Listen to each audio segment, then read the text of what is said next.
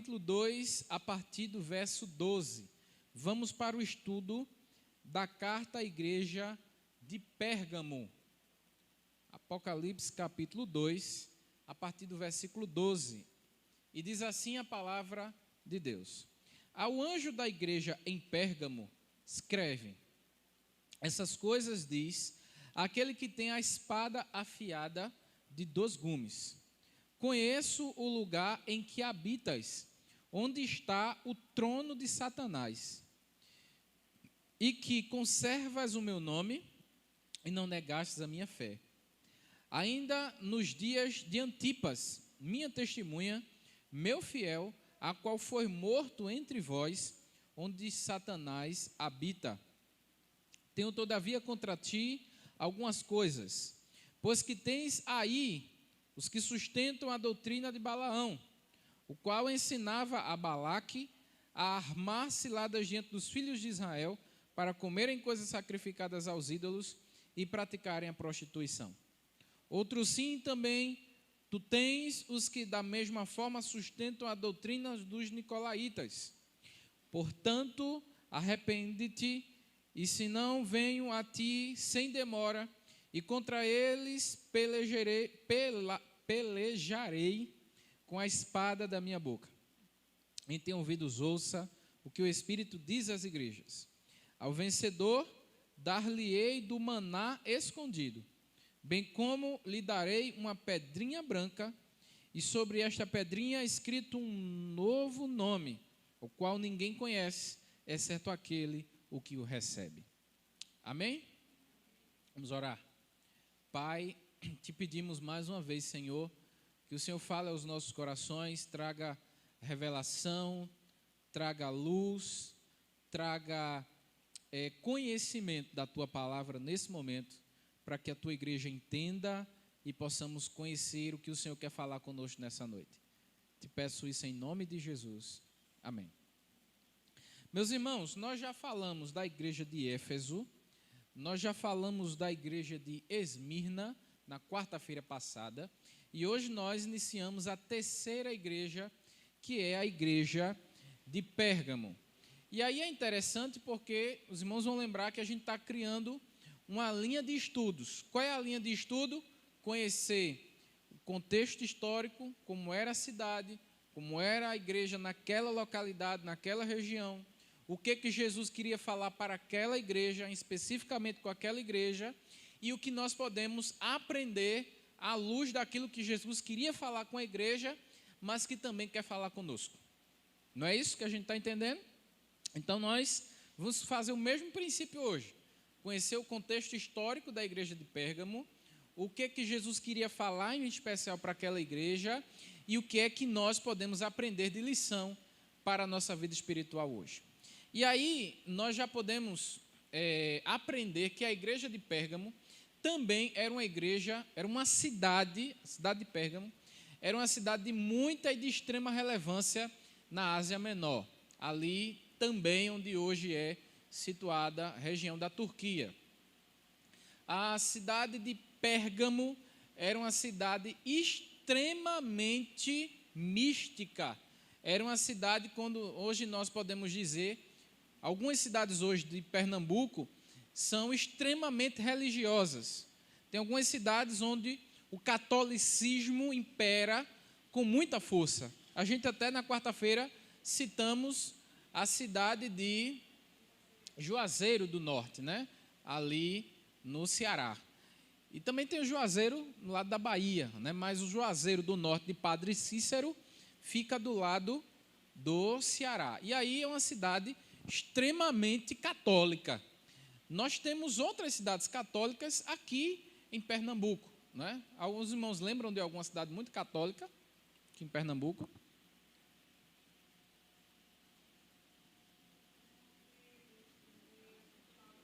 Normalmente são cidades que têm o nome de algum santo da Igreja Católica. São Bento do Una, né? São Severino do Ramo, tá? Agora estão lembrando, né? Então são cidades onde o catolicismo impera. Inclusive, em algumas ainda dessas cidades, o que o padre fala é lei, não é? eu não sei com quem foi que eu comentei, aqui na igreja essa semana, que eu disse que o padre, a igreja católica ainda tem uma força maior do que o pastor. Por quê? Porque o padre usa o artifício de que vai excomungar. Então, a excomunhão, né, do indivíduo é dizer que aquela pessoa não vai para o céu. Então, o padre ele tem esse artifício de dizer para o público, para o devoto, que ele precisa aceitar o que o padre diz, porque o que o padre diz é lei. Inclusive, para a Igreja Católica, caso os irmãos não saibam, fiquem sabendo agora, a Igreja Católica acredita que a Bíblia não é suficiente. Mas o que o Papa diz, o que o padre diz, é um complemento do que falta na Bíblia. Por isso que o Papa falar para a Igreja Católica sobrepõe a Bíblia. Isso nós sabemos que é uma heresia, né? Isso não existe. No nosso meio protestante, nós cremos que a Bíblia é suficiente. E ninguém está acima da palavra de Deus. E aí a igreja de Pérgamo era esse tipo de igreja, esse tipo de cidade. Quando eu falo igreja, é a cidade que ali estava, tá? Os irmãos que se reuniam naquela cidade. E aí, para os irmãos que não sabem, a cidade de Pérgamo foi a primeira cidade a levantar um templo de adoração para o imperador. Naquela época existia o culto ao imperador, ao Deus que era o Deus encarnado, o Deus em vida. Então o Império Romano e todas as províncias tinham que ter um culto uma vez por ano para adorar ao imperador. E a cidade de Pérgamo era essa cidade que construiu um templo suntuoso, um templo muito rico para o imperador. Não apenas o imperador, mas também eles acreditavam que aí era uma cosmovisão grega nos deuses do panteão grego, que é Zeus, Poseidon, Atenas, não é? Ares, Hades. Então, aquela cidade era uma cidade extremamente mística, porque ela tinha grandes templos e templos que até se destacavam da cidade de Esmirna, que nós falamos na semana passada. A cidade de Esmirna também era uma cidade muito religiosa, templos muito belos, mas a diferença de uma cidade para outra é que a cidade de Esmirna ela era muito mais linda de estética. Você visualizar uma cidade alta. Você, quando chega ali em uma parte do Recife, quando você olha para Olinda, você vê alguns templos da Igreja Católica, muito bonito lá em cima, aquele negócio lindo, né? E chama de cidade alta. Tem até um ônibus, uma linha cidade alta. Então, a ideia é que quando você olha de baixo assim, vê aquela montanha linda com aquelas igrejas, né? Com aquela arquitetura bem antiga do tempo ali da Igreja Católica ali naquela época. Então, a diferença de Esmirna para Pérgamo era isso, mas a cidade de Pérgamo era uma cidade extremamente rica também. Além disso, a cidade, um fato bem histórico, bem interessante, é que lá tinha a segunda maior biblioteca do mundo. A maior biblioteca do mundo, na época, estava na cidade de Alexandria, e eles, na cidade de Pérgamo, tinha a segunda maior biblioteca de pergaminhos da época. E aí eles tinham um projeto muito, muito ousado de querer ser a cidade que tinha a maior biblioteca do mundo, a ponto do Egito embargar, né, envio de material, de obra-prima, para que aquela cidade não pudesse produzir mais pergaminhos. Hoje a gente conhece que naquela época existiam os papiros, né? Papiro era onde povo que foi construído, foi descoberto, foi inventado no Egito, né? Desde o tempo lá de Moisés, eram os papiros. E o pergaminho veio da cidade de Pérgamo. Pergaminho. Então, veja que era uma cidade que se destacava, inclusive, na fabricação de matéria-prima. Então, eles conseguiram deixar o papiro egípcio para trás e construir a sua própria obra, matéria-prima para construir seus pergaminhos, do material pergaminho, né? Então, a igreja estava nesse contexto. Então, entendido o contexto histórico, vamos para o texto agora bíblico, para que a gente possa fazer algumas observações. E aí, no verso 12, ele vai dizer o seguinte: ao anjo da igreja em Pérgamo, escreve.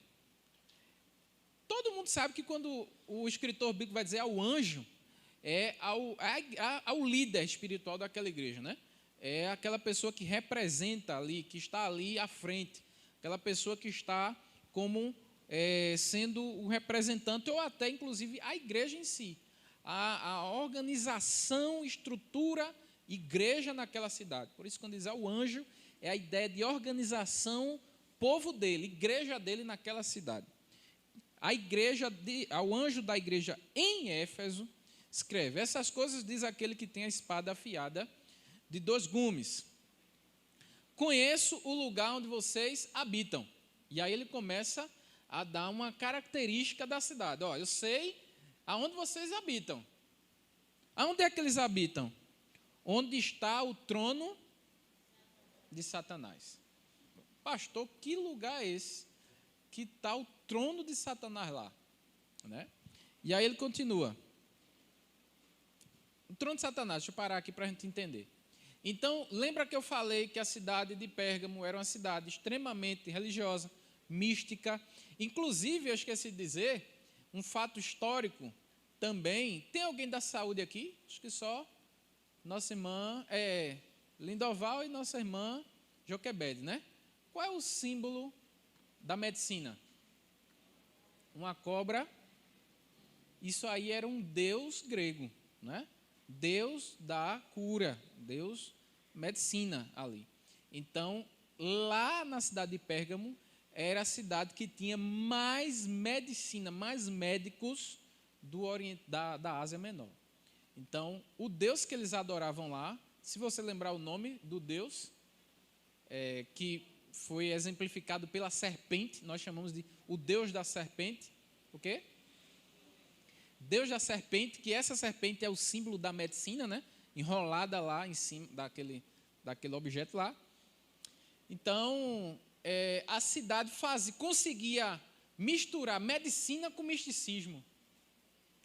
Eles conseguiam fazer, né? Hoje em dia algum tempo atrás no interior, os meninos estavam tudo doentes, levavam o menino para onde? No interior? Para rezar. Era rezadeira, né? Então, tem a medicina com o misticismo. A senhora ia lá com aquela folhinha, né? E fazia ali aquelas orações no pé do ouvido da criança para tirar o mal olhado, né? Então, veja que isso são culturas que existiam lá atrás, né? Culturas místicas. Então, essa cidade é assim. Então, Cristo diz que aquela cidade é o trono de Satanás ali, aquela cidade onde está o trono de Satanás, é porque aquela cidade era a maior cidade mística e aonde tinha mais, vamos dizer assim, adoração a outros deuses do que nas outras cidades. Ali naquela cidade de Pérgamo era a cidade onde tinha muita gente adorando a Zeus. A história vai dizer que logo de manhã poderia sentir o cheiro dos incensos, dos místicos acendendo para cada templo. O templo do Deus da serpente lá da cura. As pessoas que estavam doentes iam para lá para prestar culto a esses deuses para terem cura. Então, a partir do momento que você deixa de adorar a Deus para adorar imagens, nós já vimos no estudo de Paulo, a carta de Corinto, que, na verdade, estão adorando a quem? A demônio. Foi isso que a gente viu lá? Quando Paulo vai dizer à igreja de Corinto, olha, esses ídolos mudos, na verdade, não é o ídolo, mas é quem está por trás do ídolo. E quem é que está por trás do ídolo? Satanás. Então, a partir do momento que toda a cidade está voltada para adorar o ídolo, ela está voltada para adorar a quem? A Satanás. A partir do momento que a cidade deixa a adoração a Deus para adorar um ídolo, aquela cidade está o trono de Satanás ali. Porque quem é que está sentado no trono? É um rei, não é isso?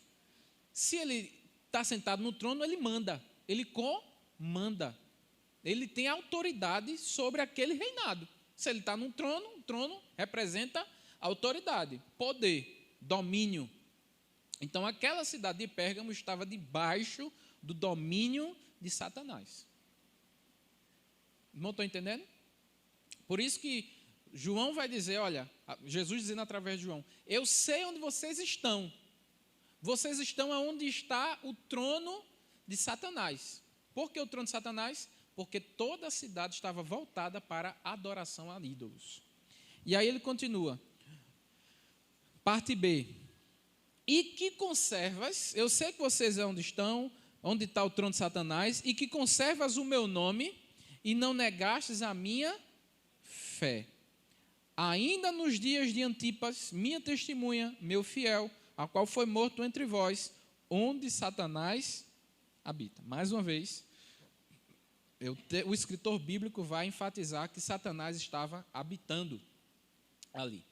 Então, mesmo diante de uma igreja que estava inserida numa cidade extremamente pagã, extremamente mística, entregue à autoridade de Satanás, aquela igreja era uma igreja fiel. Não foi isso que o texto diz? Não negastes a minha fé e conservas o meu nome. Então, o que estava acontecendo? As pessoas chegavam na cidade de Pérgamo e tinham que prestar reverência e adorar a Zeus. Porque na mitologia grega, o deus dos deuses, o maior deus, é Zeus. Então, Zeus é para aquele povo comparado a Deus. Aí a igreja de Pérgamo dizia assim, o nome não é Zeus, o nome é Deus, é o nosso Deus. Aí o Deus da serpente lá, né? O povo adorava o Deus da serpente para ter cura. Aí a igreja de Pérgamo dizia, não, quem cura é o Espírito Santo de Deus. Aí o povo adorava o imperador, no templo do imperador, como sendo o Senhor. César é Senhor, era o jargão que diziam no culto. Ave César, César é Senhor, César é Deus. E a igreja de Pérgamo dizia, não, Senhor é o Senhor Jesus Cristo. Ele é Senhor dos senhores. Amém? Amém. A igreja está tão calada, vocês estão entendendo. Então a ideia é que aquela igreja, mesmo diante de uma cidade pagã, politeísta, extremamente mística, a igreja dizia, não, o único Deus que deve ser adorado real é o Deus, é o Senhor nosso Deus, Senhor Jesus. E aí Jesus vai dizer, mesmo diante de vocês estarem no trono de Satanás, vocês são fiéis, vocês conservam o meu nome e não negam a minha fé. E aí ele diz, ainda nos dias de Antipas, quem foi Antipas? Antipas aqui foi um pastor, um dos pastores da igreja de Pérgamo. E a história vai dizer, a história dos mártires da igreja, que Antipas foi preso pelo Império Romano, colocado, sentenciado à morte, dentro de um boi, ou de uma vaca, né, de um boi de bronze. Então, era aberto, né, um compartimento em cima, um animal grande de bronze. Eles colocavam a pessoa dentro, a pessoa ficava ali presa dentro da onde fica o estômago do animal, e eles ligavam uma fogueira, acendiam uma fogueira embaixo. Então a pessoa morria asfixiada e queimada dentro daquele animal ali, daquele monumento, né, de bronze. Então, o que fizeram? Mataram Antipas, né, o pastor da igreja de Pérgamo, desse jeito. Por quê? Porque ele não quis negar o nome do Senhor Jesus. E aí ele está, o próprio Cristo dizendo aqui, né?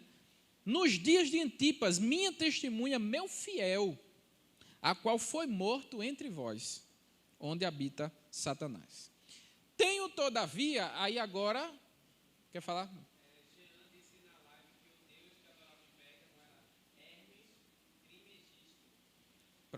Hermes Trimegisto. Ó, aí, pronto, tem uma imagem. Mostra aí, Lucas. Tem uma imagem boa aí do... Cadê? Ele vai colocar aqui para os irmãos verem como era o animal, né? A forma de matar por esse animal de bronze. Está colocando ali. Obrigado, Simão Jean, também pela participação e pela ajuda. E aí, agora, veja que ele sempre inicia, né, com uma exortação, com um elogio, né, elogiando a igreja, dizendo quão é forte aquela igreja, quanto ela está sendo fiel, mas agora vem as observações. Aonde é que a igreja está falhando?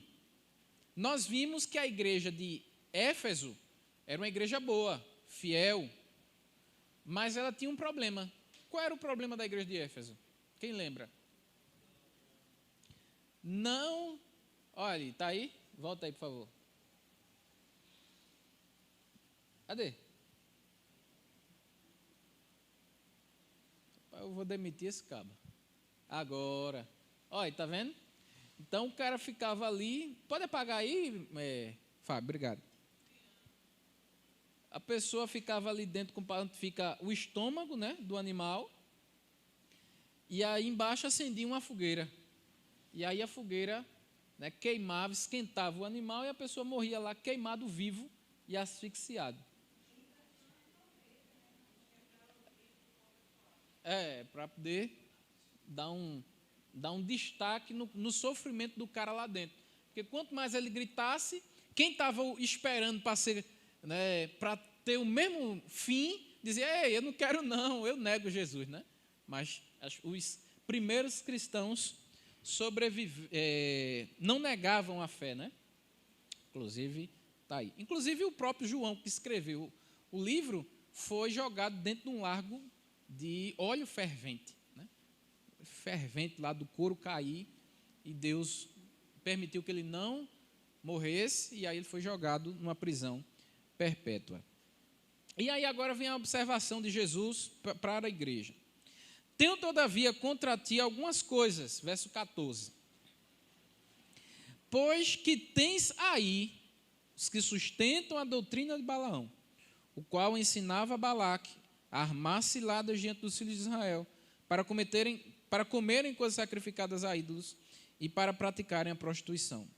Outro sim, ou da mesma forma, também tu tens os que da mesma forma sustentam a doutrina dos nicolaítas.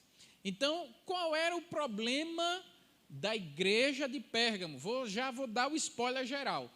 O problema da igreja de Pérgamo era se deixar levar por falsas doutrinas. Coisas que estavam vindo para dentro da igreja e a igreja estava achando que era normal, era natural. Ela estava sendo fiel à fé, mantinha firme a doutrina, o nome do Senhor, mas estava se deixando levar por algumas pessoas que estavam dentro da igreja, trazendo uma doutrina diferente. Se você vê lá na igreja de Éfeso, e aí, perdão, Felipe, você falou correto. O problema da igreja de Éfeso era abandonar o primeiro amor, né? Eles tinham deixado o primeiro amor. A igreja a própria igreja, eu acho que é Éfeso, acho que é Éfeso ou é Esmirna, que eles não aceitavam a doutrina dos nicolaítas, eles não aceitavam, a de Esmirna, não aceitavam, mas Pérgamo aceitava. E não apenas aceitava a doutrina dos nicolaítas, como também a doutrina conhecida, doutrina de Balaão. Balaão, para quem lembra, está lá no livro de Números, aquele profeta que foi contratado, foi chamado pelo rei Balaque para amaldiçoar o povo de Deus. O povo estava na sua trajetória a caminho da terra prometida, e aí tinha várias tendas, né? Estavam ali em tendas. E o rei Balaque não queria deixar que o povo passasse. E aí ele contrata Balaão e aquele mesmo profeta que está lá com a jumentinha, né, com a burra, indo para lá, e aí aparece o anjo, né, com a espada, e a burra estanca ali no caminho, né, e ele toma uma lapada na pobre da... Aí ela olha: ei, meu filho, pelo amor de Deus, né? Você não está vendo, não? que tem um anjo aí na frente. Eu disse, oxê, você parou, todo dia eu te levo, mas tem um anjo ali, né? Então, a burra falou, né? A história que a burra falou. Então, Balaão, quando chega lá para amaldiçoar o povo, quando ele olha, Deus mostra a ele que não era para amaldiçoar, pelo contrário, era para abençoar.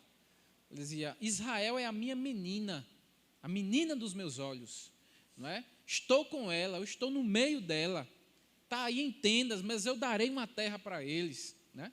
E aí começa a abençoar, e Balaque não gosta. Ele diz, eu contratei você para você amaldiçoar, você está abençoando. Ele diz, eu não posso ir em encontro ao Deus, porque Deus é Deus. Agora tem um jeito aí para você conseguir vencer esse povo. Quer um jeito?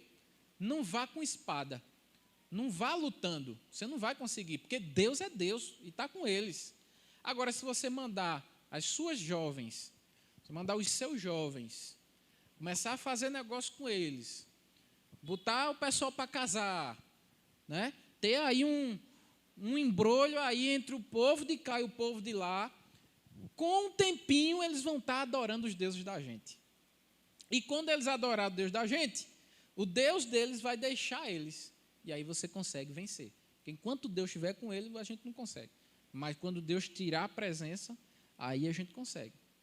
Então foi de forma sorrateira, de forma sutil. Era a mesma coisa que estava acontecendo com Pérgamo. Estava vindo uma doutrina sorrateira, uma doutrina por debaixo dos panos. As pessoas não estavam percebendo. É como se hoje chegasse o seguinte, é como se hoje acontecesse o seguinte, a juventude está pintando e bordando, indo para o mundo, bebendo, né? Fazendo tudo que não deve, aí chega na igreja, aí os diáconos chegam, pastor, o senhor precisa resolver isso aí, o senhor precisa chamar a juventude, chamar isso para a responsabilidade, disciplinar em amor, mas eles precisam mudar. Aí o pastor diz o quê? Não, deixa os bichinhos, é melhor eles aqui do que no mundo, não é? É melhor eles aqui, deixa eles fazendo, porque aqui a gente controla, né? Então, é o meio que compactuar com o pecado. As pessoas estão em pecado e a liderança está dizendo, não, calma, vai se consertar, deixa ela aqui a gente cuida dele, né? E aí, Deus não compactua com o pecado.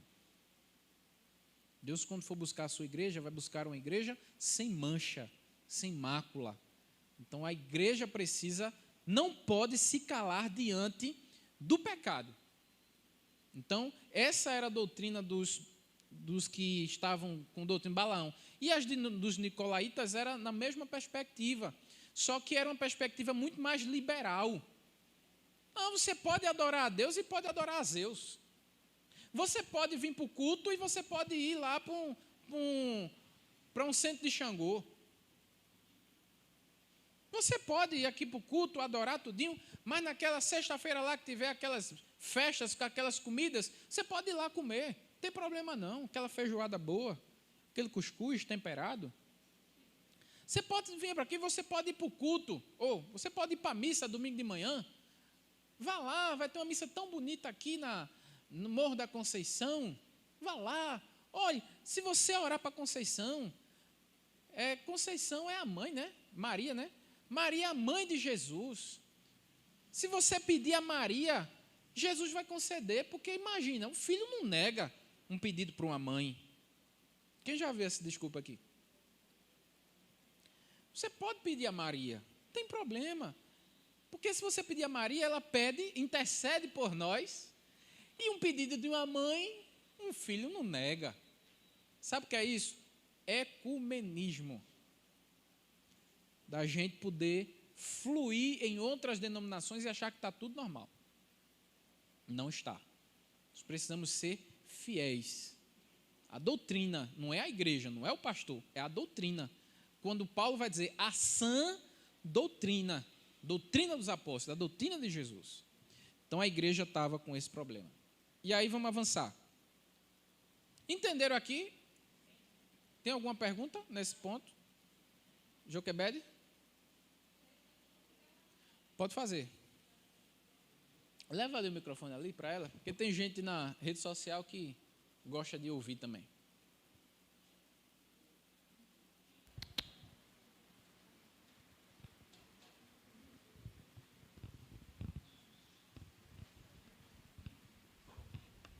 Graça e paz, amados.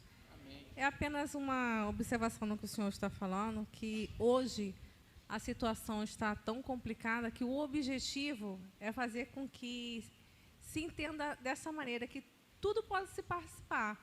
Então, assim, não tem nada a ver, tem que aceitar os pastores, padre, pessoas da região afro. Então, assim, não tem nada a ver o pastor ir para o candomblé e vice-versa. E, assim, a mídia, ela está pregando o tempo todo isso, né? Essa questão de ter que aceitar, a gente tem que respeitar.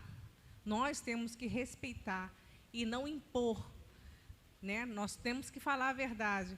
Mas o que a mídia e o que o mundo está pregando hoje é que a gente tem que aceitar, de maneira tal que você está vendo já pastores em banquete com outras pessoas de religiões, afro, padre, enfim.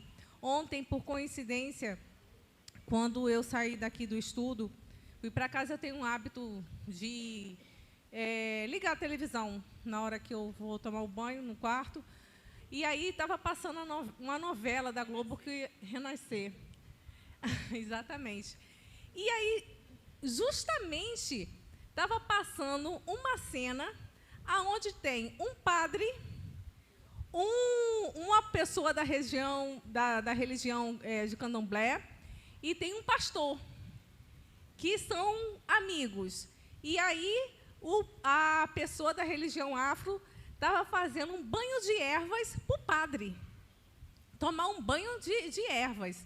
E no final falou assim, mas nunca vi um padre tomar banho de ervas. Aí o pastor pegou, concordou. Eu fiquei assim, gente, olha só como que o diabo é sujo. Como ele está querendo colocar no coração das pessoas que está tudo bem, está tudo ok. Olha, Deus é isso. Deus é a natureza, Deus é todas as coisas, sabe? Essa enganação. Então, assim, infelizmente, cada vez mais isso está crescendo muito. E se nós não abrirmos os olhos, seremos também contaminados com isso. Exatamente isso, Joquebed, exatamente isso. Cristo nos chama a sermos diferentes. Veja, quando a gente diz que temos que ser diferente, nós não estamos dizendo que vamos cortar laços. Eu tenho uma relação muito boa com a líder daqui da região, nossa chefe da nossa irmã Nivinha. Tem uma relação muito boa. Mas, quando a fé é colocada em xeque, a gente precisa defender aquilo que nós acreditamos à luz da Bíblia. Então, assim, eu nunca que vou me passar para estar num terreiro de matrizes africanas, não porque é ecumenismo, não tem necessidade. Não há necessidade nenhuma. Porque eu sei que o que está se passando ali não é adoração a Deus. Está muito longe do que ser adoração a Deus. Então, a gente precisa colocar as coisas no seu devido lugar. E não podemos ser partícipes com isso. Ah, pastor, vai ter um evento aqui, vamos estudar todo mundo para fazer uma ação social. Vamos fazer. Estamos juntos. Se a gente puder fazer, a gente vai fazer. Agora, defender bandeira, ou no momento que a fé for colocada em xeque, a gente precisa dizer, Jesus é Senhor, meu irmão, não é Maria, não. Jesus é Senhor, meu irmão, não é uma imagem de barro. É o que nós acreditamos. E a Constituição Federal nos defende. A nossa liberdade de fé, culto e de expressão. Então, precisamos ter esse senso. Porque, senão, de forma muito sutil, as coisas entram dentro da igreja. Existe uma coisa chamada, que foi uma erva daninha que entrou nas nossas igrejas, chamado tal do liberalismo teológico.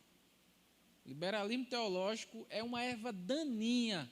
E o que tem de pastor aí que adora isso, é esse cara que é tudo amor, é o que Joquebed falou. Não, que é isso?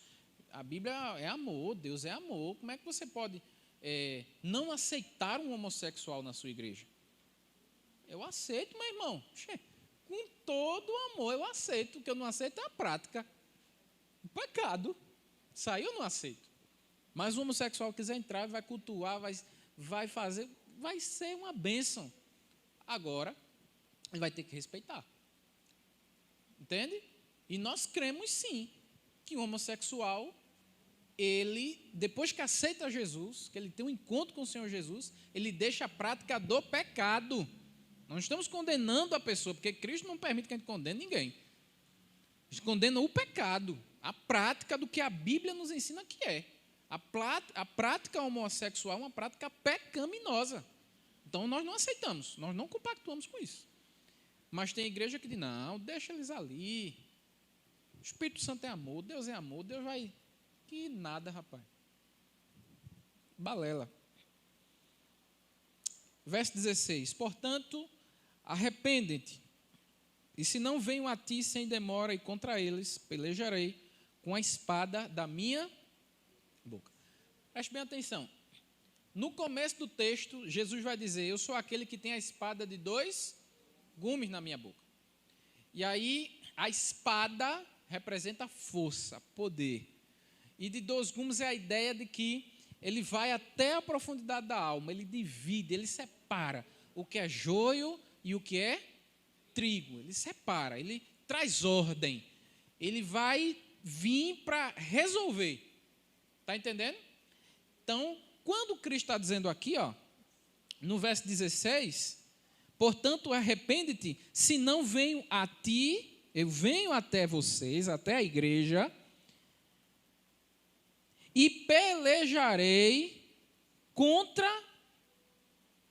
portanto, 16, portanto, arrepende-te, se não venho a ti, sem demora, e contra eles pelejarei com a espada da minha. Então, o que é que Jesus está dizendo aqui? Jesus não está dizendo que vai destruir a igreja, porque desde o começo ele está dizendo que são alguns que estão lá. É um pequeno grupo que está no meio da igreja causando tumulto. Pequeno grupozinho ali que está fazendo a desordem. Aí Jesus está dizendo, ou vocês tomam uma postura de resolver, ou você, quanto igreja, resolve, vocês se arrependem, tomam uma postura, ou eu vou até vocês. Aí eu vou resolver. Aí como é que eu vou resolver? Com a espada que sai da minha boca. Vou pelejar contra eles com a minha espada. Qual é a espada? Espada de 2, que vai separar, vai dividir o que é joio e o que é trigo. Então, Cristo está dizendo agora, se a igreja não tomar uma decisão, uma postura de se arrepender, eu vou até vocês e vou resolver. E eu vou resolver com a minha palavra, com a espada que sai da minha boca.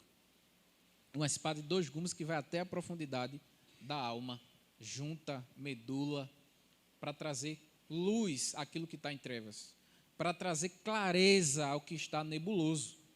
Então, a ideia de que quando Jesus vem com a sua espada, é para resolver os conflitos que estão ali. É diferente da igreja de Éfeso. A igreja de Éfeso foi destruída, deixou de existir. A cidade deixou de existir. Mas a igreja de Pérgamo, Cristo não está falando que vai tirar o seu castiçal de lá. Não. Eu irei até você sem demora, com a minha espada que sai da minha boca, e vou pelejar contra eles. Aquele público que está fazendo esse reboliço. Por isso, nós precisamos aprender a orar a Deus, para que mande um reboliço na sua igreja para tirar aqueles que não pertencem a Ele. Tirar aquelas maçãs podres que tentam contaminar a igreja. Sempre temos que orar assim. Senhor, se nós estamos dormindo em berço esplêndido, diante daquela doutrina que está entrando sorrateira na vida da igreja, manda uma espada aqui de 2 gumes, vem, tira esse povo para longe. Já viu aquelas pessoas que estão na igreja, faz um grande movimento e de repente, cadê fulano? Desapareceu, não? Fulano sumiu, cadê? Não sei não. Normalmente está no mundo. Normalmente foi para o mundo. Por quê? Porque Jesus vem para resolver. Porque a igreja é dele. É ele que manda. O Senhor é ele. Então, se a igreja não perceber, não tomar uma postura, Jesus vem e resolve. Amém? E aí, para terminar, verso 17. Quem tem ouvidos, ouça o que o Espírito diz às igrejas. Ao vencedor, dar-lhe-ei do maná escondido, bem como lhe darei uma pedrinha branca, e sobre esta pedrinha é escrito um novo nome, o qual ninguém conhece, exceto aquele que o recebe. Tem duas coisas muito interessantes aqui, que é também à luz do contexto histórico da igreja de Pérgamo. Primeiro é a ideia de que Jesus está dizendo, ao que vencer, se você tiver ouvido, ouvir, guardar o que o Espírito está dizendo, eu vou dar a você do maná escondido. E aí tem duas teorias para esse maná escondido. A primeira teoria é uma teoria que era cultural. Por exemplo, tem aquele ditado aí que muita gente diz assim, você não pode chupar manga e tomar leite. Porque se você comer manga e tomar leite, você vai fazer o quê? Você vai morrer. Não é isso? Mas, Joquebede, se comer... você quer dar saúde, se você comer manga e tomar leite, você vai morrer. Isso é cultura, é o que a gente ouviu dos nossos antigos, a gente vem aprendendo. E isso torna-se como se fosse lei para a gente. Não é? Fala no microfone aí para a gente aprender também. No tempo da escravidão, os senhores, eles criavam gado, né? Vaca, boi. Então, para que os escravos não tomassem o leite das vacas, eles diziam que não podia chupar manga e tomar o leite. Eles podiam chupar só a manga, mas se chupassem manga e tomassem leite, eles iam morrer. Aí eles não tomavam o leite da vaca. Mas até hoje, tem gente que não coma não, porque você vai parar no hospital. Você vai morrer. Não vai tomar sorvete de manga, né? Porque tem manga e tem leite. Mas isso aí é o conhecimento empírico. É o conhecimento que o povo, a pessoa adquire pelo seu tempo de vida. Aquilo que você aprendeu na história. Você aprendeu assim. Você aprendeu que tem gente aí que não varre a casa de fora para dentro ou de noite, né? Varre de dentro para fora. Quer dizer, tudo que é ruim vai para fora, né? Você não varre o pé de um menino, não passa a vassoura por cima do pé do jovem, porque pronto, não vai casar.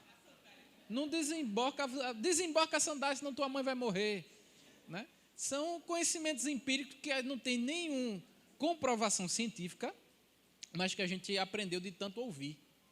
E na época de Jesus, tinha essas culturas também, tinham que as pessoas escutavam na época. E uma das coisas que era passado de boca a boca no povo judeu, era que quando Nabucodonosor destruiu o templo de Jerusalém, Jeremias, o profeta, foi lá na Arca da Aliança e tirou de dentro da arca. O que é que tinha dentro da arca? Quem lembra? Olha aí, juniores. O quê? Maná, o que mais? Um pedaço do quê? Tinha o quê? Fala, está certo mesmo. E o quê? E as tábuas, né? Então estava lá as tábuas, estava o cajado de Arão, né? E estava o maná, um pouco do maná. Então a história vai dizer, e isso não é bíblico, isso é o que passaram de palavra, pessoa por pessoa, que Jeremias correu, foi lá e pegou o maná e escondeu aquele maná no cume de um monte. Né? Não sei se foi o Sinai ou foi, enfim, qual o monte. Mas, e ficou-se aquela perspectiva de que as pessoas dizem, vamos descobrir onde é que está o maná. O maná escondido, porque vão com medo do maná que foi lá, que Deus cuidou do povo. Então, era a ideia, né, daquela ideia. Mas a gente não tem base para isso. O que mais temos, a segunda interpretação, que é a mais teológica, que mais se aproxima, é que aquele maná que Deus deu lá no Antigo Testamento, que alimentou o povo, que cuidou do povo, sustentou o povo, é o maná que aquelas pessoas que forem fiéis a Deus irão receber do próprio Deus. Vão comer do próprio Senhor Jesus. O Senhor Jesus é o alimento espiritual. Ele é o maná. Tudo o que aconteceu no Antigo Testamento era uma representação de Jesus, era apontando para Jesus. Então, o maná que vinha para o céu representava Jesus dizendo, virá o próprio Deus do céu para se sacrificar para o seu povo e aquele povo não mais morrer, mas ter a vida eterna através de Jesus. Então, a ideia é que se a igreja de Pérgamo e a igreja do Alzé do Pinho for fiel, ouvir a palavra de Deus, receberá o maná do céu. Receberá o quê? Jesus quando vir buscar a sua igreja. Então, essa é a interpretação mais acertada para esse contexto. E o outro ponto que Jesus vai dizer, ele vai dizer o quê? Olha, receberá uma pedrinha branca com um novo nome. E o nome ninguém sabe, só aquele que receber essa pedrinha. Então, isso aí é uma outra figura de linguagem de algo que acontecia na época. Por exemplo, hoje, quando há uma festa de casamento, e uma festa de casamento muito rica, de uma pessoa muito importante, que tem um banquete gigante, um banquete, sabe, uma celebridade aí. Só entra naquele casamento quem tem o quê? O nome da lista, mas é o convite. Eu recebo o convite antecipadamente, e no convite está lá o meu nome, não é? E aí, quando eu chego lá, eu apresento o convite, a pessoa entre. Aí tem um intruso que quer entrar sem convite, né? Acabou, para fora, está barrado, não entra não. Penetra. Lá naquela época, para os grandes banquetes, para os grandes eventos, as pessoas recebiam uma pequena pedrinha branca. E essa pedrinha dava passagem para aquela pessoa entrar naquelas festividades. Outras coisas também que se dizem que na época tinha, é que o julgamento que tem hoje daquelas pessoas lá, estou fazendo direito e eu esqueci o nome. Você vai para um julgamento criminal, existe lá os jurados, obrigado. Então, os jurados vão avaliar. Naquela época, o que os jurados faziam? Tinha uma pedrinha branca e tinha uma pedrinha preta. Se todo mundo pegasse a preta, aquele réu era condenado. Se ele pegasse a pedrinha branca, aquele réu era perdoado, inocentado. Então, mais uma interpretação é de que você que foi fiel até a morte vai receber uma pedrinha branca no julgamento naquele último dia. E você não passará pela sentença, mas você já foi inocentado no Senhor Jesus. E a terceira e última, que é basicamente a que eu falei agora do mesmo exemplo do convite de casamento, é que o próprio Cristo vai nos dar essa pedrinha, e isso é uma figura de linguagem, com o nosso nome, novo nome, que ninguém sabe, só sabe quem recebe. Então, você que é fiel, Cristo vai lhe dar um passaporte para o céu. Cristo vai lhe dar um cartão com o seu nome lá escrito, um novo nome, que vai dar garantia para você poder entrar nas mansões celestiais. Então, seja qual for a interpretação, nos garante que se nós formos fiéis, moraremos ao lado do Senhor Jesus.